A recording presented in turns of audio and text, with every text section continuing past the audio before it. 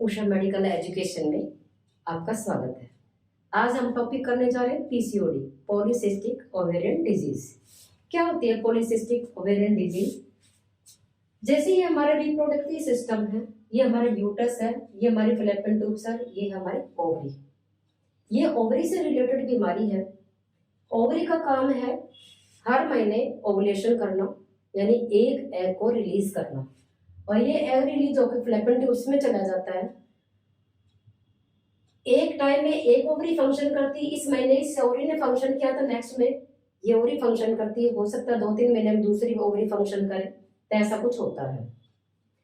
जब हमारी ओवरी में छोटी छोटी बहुत सारी गांठें बन जाती हैं या सिस्ट बन जाते हैं, उसको हम पीसीओडी कहते हैं।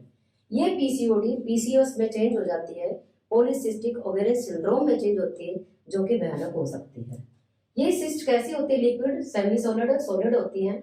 लिक्विड जल्दी ठीक हो जाती है, सॉलिड और सेमी सॉलिड धीरे धीरे प्रोग्रेस करके बड़ी सिस्ट का रूप धारण कर लेती है, जो हमारे लिए भयंकर हो सकती है।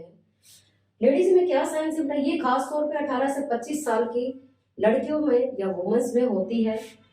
साइन सिम्टम क्या होंगे? हमारे जो पेट में बहुत ज्यादा दर्द होगा निचले हिस्से में, मेंस्ट्रुएशन इरेगुलर 15 दिन में आएंगे, 2-3 महीने में, 5-6 महीने तक नहीं आते, या आएंगे तो हैवी आएंगे या बिल्कुल कम आएंगे, ओनली स्पॉट।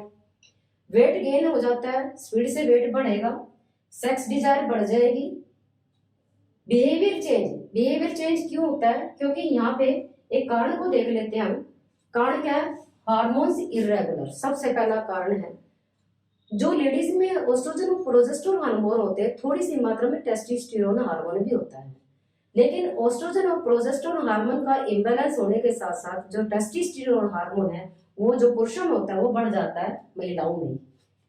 उसके इम्बैलेंस के कारण लेडीज में क्या होगा?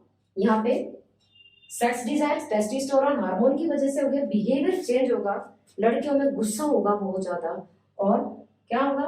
वो चिड़चिड़ी हो जाएंगे। पिंपल्स, एक्नी, और मुंह पे, चेहरे पे क्या आएंगे? बाल आ जाएंगे। क्यों आएंगे? क्योंकि टेस्टोस्टेरोन हार्मोन का लेवल बढ़ चुका होता है। स्लीप डिस्टरबेंस होती है। अब यहाँ पे ये हार्मोन बढ़ने के साथ साथ और क्या होता है? हार्मोन प्रोजेस्टेरोन, एस्ट्रोजन और टेस्टोस्टेरोन का इम्बैलेंस होने के कारण क्या होता है? साथ साथ में जो फीमेल है उसमें और क्या होगा? इंसुलिन, पीसीओएस में इंसुलिन की मात्रा भी बढ़ जाती है, उसमें टाइप 2 डायबिटीज होने की काफी हद तक संभावना हो जाती है। हेरिडिटी में जिस गर्ल्स के परिवार में पहले से किसी को पीसीओडी थी महिला को, तो अगली पीढ़ी में भी वो हो सकती है। तो यहाँ पे जो फीमेल है उसको जागरूक रहना पड़ेगा, ताकि हेल्दी लाइफस्टाइल रखे, क्योंकि ये लाइफस्टाइल की बीमारी है जो आजकल मॉडर्न लाइफस्टाइल में बहुत ज्यादा कुछ बिगड़ता जा रहा है।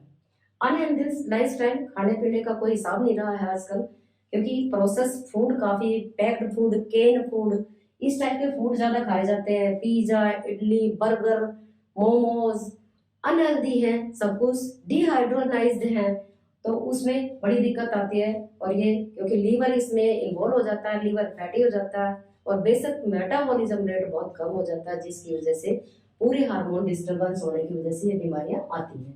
विटामिन डी, क्योंकि लाइफस्टाइल, क्योंकि आजकल लेडीज वर्किंग लेडीज होने के कारण ऑफिसों में एसी में रहती है जैसे, या घरों में धूप में नहीं निकलती, तो विटामिन डी का लेवल बड़ा कम हो जाता है। तो विटामिन डी के लेवल होने के कारण भी इनकी संभावना काफी हद तक रहती है। हमें क्या करना चाहिए इन चीजों के लिए? हमें पहली बात तो है, जो हमारी जो अनहेल्दी लाइफस्टाइल है उसको चेंज करना पड़ेगा। उसमें हमें क्या करना पड़ेगा? जो हमारी फाइबर्स डाइट है, फाइबर डाइट में हमारी पूरे सलाद आ जाते हैं, मूली, गाजर वगैरह, और ग्रीन लीफ वेजिटेबल्स, मौसमी सब्जियां, जितना ज्यादा फाइबर खाया जाए उतना ही अच्छा है, क्योंकि फाइबर डाइट हमेशा क्या होता है, जो इंसुलिन का लेवल और जो वेट बढ़ा हुआ है उसके लेवल को कम करते हैं। यदि हम 10% तक भी वेट कम कर लेते हैं तो हमारी इस बीमारी को काफी हद तक कंट्रोल कर सकते हैं। दूसरा, जो हमारे प्रोटीन डाइट लेनी चाहिए, उसमें दालें, सभी तरह की दालें, जो कि 25% दालों में प्रोटीन होता है, 100 प्रोटीन में 40% होता है। जैसे हमारे बादाम है, उसमें काफी प्रोटीन होता है। इस टाइप की चीजें लेनी चाहिए। और हमें दूध या दूध से बनी हुई चीजें, जैसा पनीर है, क्रीम है, ये नहीं लेनी चाहिए। क्यों नहीं लेनी चाहिए? दही हम ले सकते हैं, दही में प्रोबायोटिक होते हैं, एंटीऑक्सीडेंट होते हैं और मिनरल्स होते हैं। वो हमारी लाइफस्टाइल के लिए, महिलाओं के लिए जरूरी भी, क्योंकि कैल्शियम फॉस्फेट काफी हद तक होता है, वो लेना चाहिए। जितनी भी डिब्बाबंद चीजें हैं या जितनी प्रोसेस फूड में चीनी वाली चीजें हैं, जैसे हमारे बिस्किट है, कुकीज है, तो इस टाइप की पेस्ट्री है, क्रीम है, केक है, इनको नहीं लेना चाहिए। ये सभी लाइफस्टाइल की चीजें हैं जो कि मेटाबॉलिक रेट को बहुत कम कर देती है। विटामिन डी के लिए हमें धूप, थोड़ी देर के चाहे आधा घंटे के लिए धूप ली जाए, धूप लेनी चाहिए। यदि धूप नहीं है तो जैसे एग जो लेडीज खाती है तो एग खाने चाहिए, क्योंकि उसमें उसके एग योग में विटामिन डी काफी होता है। मशरूम में विटामिन डी काफी होता है। काफी ग्रीन लीफी वेजिटेबल्स हैं, उनमें एंटी ऑक्सीडेंट और साथ साथ मिनरल्स, ट्रेस, सभी कुछ उसके अंदर है जो हमारे शरीर के लाभदायक है। और इस तरह से हमें अपनी लाइफस्टाइल को चेंज करके पीसीओडी जैसी खतरनाक बीमारी को कम करना चाहिए। क्योंकि इनका साइड इफेक्ट क्या है? जो महिलाएं शादीशुदा हैं उन लड़कियों में खास तौर पे क्या होता है? इनफर्टिलिटी, यानी बांझपन के कारण हो सकते हैं।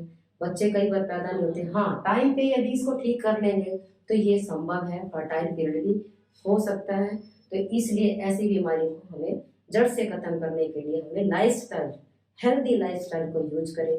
जो हार्मोन डिस्टर्ब होते हैं वो उनको डॉक्टर पीसीओएस में चले जाते हैं, सिंड्रोम में चले जाते हैं, डॉक्टरों को दिखाएं ताकि मेटफॉर्मिन, जो इंसुलिन रेजिस्टेंस हुआ था, मेटफॉर्मिन देकर उसको ठीक किया जाए, वेट को कम किया जाए।